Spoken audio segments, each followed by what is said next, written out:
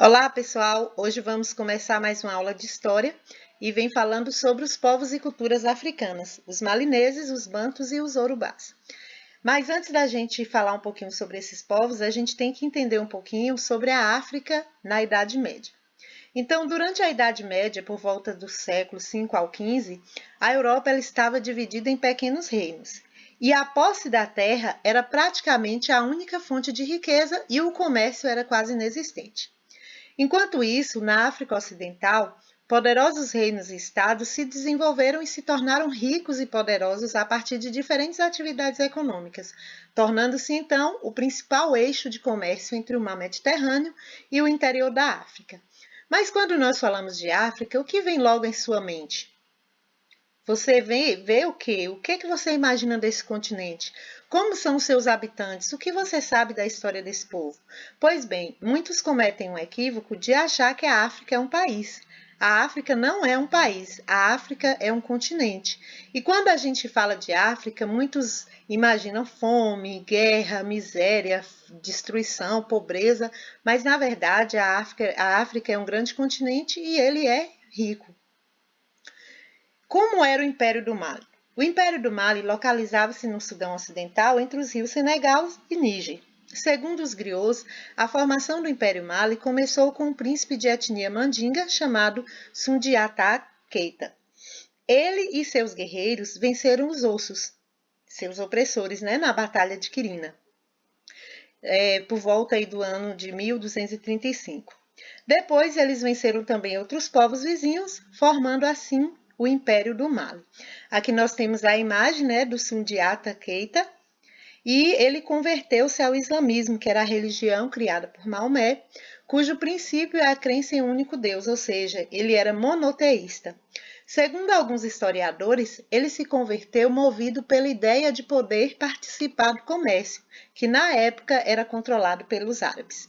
O imperador era a maior autoridade, mas ele ouvia os seus auxiliares que formavam ali o conselho. E nas decisões importantes, ele ouvia também os dois altos funcionários, que era o chefe das Forças Armadas e o senhor do Tesouro, que era responsável pela guarda dos depósitos de ouro, marfim, cobre e pedras preciosas. A economia malinesa. Então, o Império do Mali controlou uma área imensa, chegou a ter milhões de habitantes e durou ali por volta de 230 anos. Possuía poderoso exército composto por arqueiros, lanceiros e cavaleiros. Controlava as áreas de extração de ouro, tinha estrutura administrativa eficiente, adotava uma política de consulta aos povos dominados e também respeitava suas tradições e religiões. O declínio do Império do Mali ocorreu devido a conflitos entre seus líderes e também o surgimento de novos centros de poder, a exemplo aí do reino de Songhai. Aqui os comerciantes, eram denominados de Wangara. Eles comercializavam principalmente ouro, cobre, sal, que eram produtos, muito valiosos. Eram produtos que eram tão valiosos quanto o próprio ouro, além do noz de cola. A economia malinesa ela consistia na agropecuária, no artesanato, no comércio e, por ser o maior produtor de ouro, eles gostavam de vender, eles vendiam para vários povos. Eles também cultivavam o arroz, o milhete, o inhame, o algodão e feijão e criavam bovinos, ovinos e caprinos. Agora vamos falar um pouquinho sobre os bantus. Um fato interessante é que a maioria dos africanos que entraram no Brasil entre os séculos 16 e 19, eles falavam a língua banta, e isso influenciaram bastante o português falado no Brasil. Palavras como, por exemplo, berimbau, samba, moleque, fubá, dentre outras. Então, essas palavras eram palavras que os bantus eles já falavam e que influenciaram bastante, o povo brasileiro. Então, os bantus eles viviam e vivem até hoje no sul do deserto do Saara. Eles possuíam aí uma origem comum e falavam línguas aparentadas, que eram as línguas bantas. E ao longo de sua história, eles se deslocaram do centro, do leste e do sul do continente. Então, esse processo migratório durou ali por volta de 2.500 anos e foi considerado uma das mais longas migrações da África subsaariana. E os bantus, como viviam? Os bantus eram povos agricultores, tinham o domínio da técnica da produção do ferro, que era usado para fabricar instrumentos de trabalho, armas para a guerra, e que os colocava em vantagem sobre os povos que desconheciam técnicas de metalurgia. As regiões dominadas por eles tornavam-se terras de agricultores, que dominavam aí a metalurgia. Por volta do ano de 1500 a.C., os povos bantus eles partiram de onde é hoje a República de Camarões e foram se deslocando para o centro, para o leste e o sul do continente africano. Esse deslocamento durou muito tempo, como eu tinha dito anteriormente. Foi aproximadamente cerca de 2.500 anos e foi o maior da migração da história africana subsaariana. Nesse longo deslocamento, eles começaram a domesticar plantas e animais e conquistaram povos que viviam da caça e da pesca. Então, agora falando um pouquinho sobre o Reino de Congo. O Reino de Congo ele foi fundado próximo ao rio Zaire, no centro-oeste da África, lá no final do século XV, e foi fundado justamente pelos bantus. Mani Congo, que é o Senhor do Congo, é o nome do fundador e mais importante representante. No final do século XIII, seguindo aí uma tradição, os Banco-Congos eles dominaram grupos menos falantes de línguas Umbundo e Kikongo, sob a liderança de Nimi a Lukeni, que recebeu o título de Mani Congo, que era Senhor do Congo, e passou a ser considerado o herói, o fundador do Congo. Quanto à economia e organização social do Congo, os congos, eles conheciam técnicas apuradas de fusão do ferro. Então, o comércio era intenso e destacando aí o ferro e o sal. As aldeias, chamadas de lubatas, e cidades mibanzas, pagavam tributos ao Mani Congo, que em troca oferecia proteção espiritual, pois era visto como intérprete da vontade dos ancestrais e dos espíritos. Então, era uma crença que eles tinham. Os tributos eram pagos em espécie, como sorgo, vinho da palma, metais, frutas, gado, marfim e peles, e também em dinheiro. A moeda era o nizimbo, uma espécie de concha, que era do monopólio do rei, e o Mani Congo ele repartia parte dos bens arrecadados com os líderes de linhagens e das aldeias, estabelecendo aí uma aliança e um equilíbrio de poder no reino. Na capital, Mani Congo contava com o auxílio de 12 conselheiros. Dentre eles estavam secretários, oficiais militares, homens da lei, cobradores de impostos, dentre outros. Desses 12 conselheiros, 4 eram mulheres e representavam o clã dos avós do rei. Então, tinha ali a presença da mulher representando. Agora vamos falar um pouquinho sobre os iorubás. Os iorubás eles viviam nas terras da África Ocidental e eles construíram uma civilização urbana com cidades e ruas e avenidas retas e mercados super movimentados. Ifé era a grande cidade sagrada dos iorubás, que era a capital religiosa, vista até hoje como um umbigo ali do universo.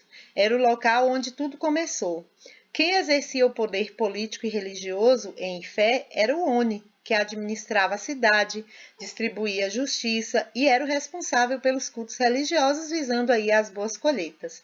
Então, na região da atual Nigéria, se desenvolveu principalmente a partir do século X, diferentes reinos formados por povos da etnia Yorubá, que era o Ifé, o Queto e o Oyo. Quanto à economia e à organização dos Yorubás, a principal atividade econômica era o comércio. Os comerciantes, tanto homens como mulheres, circulavam por terra e pelos rios da região em canoas carregadas de produtos da floresta, como peles de leopardo, pimenta, marfim, noz de cola, couro, entre outros. E o ioiô, havia bairros especializados em curtume, serralheria e fundição. As cidades iorubás eram cidades-estados ou cidades-reinos, como preferem alguns especialistas, e não formavam uma unidade política, sendo independentes umas das outras. Os iorubás também chegaram ao Brasil após 1830 como escravos. A arte de matriz iorubá pode ser vista em várias regiões do Brasil, destacando a Bahia.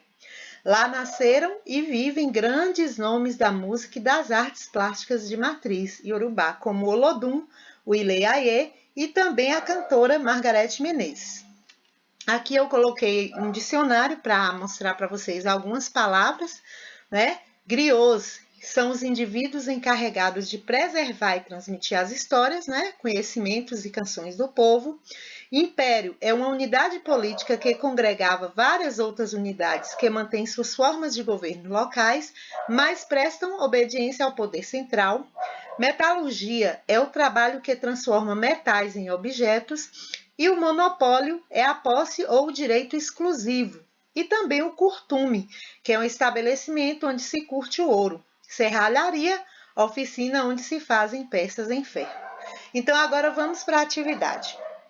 Para vocês fazerem essa atividade, eu coloquei aqui alguns links e gostaria muito que vocês assistissem a esses vídeos. Então, primeira questão, marque as alternativas corretas. Sobre o Império do Mali, qual vai ser a alternativa que está correta?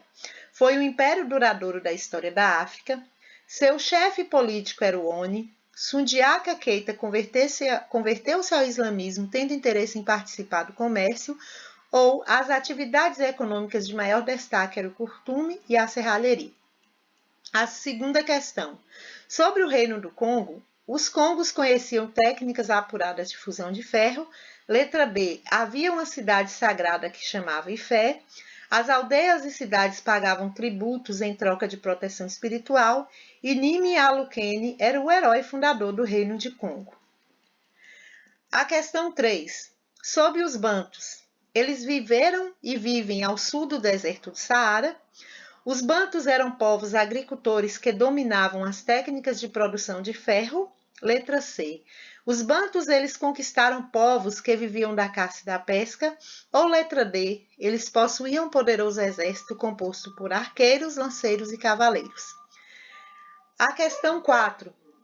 Sobre os iorubás. Letra A. A matriz iorubá deve ser vista em várias regiões do Brasil, com destaque na Bahia. Ifé, Oiô e Queto eram as cidades iorubás. Existem em Oiô bairros especializados em curtume e serralharia.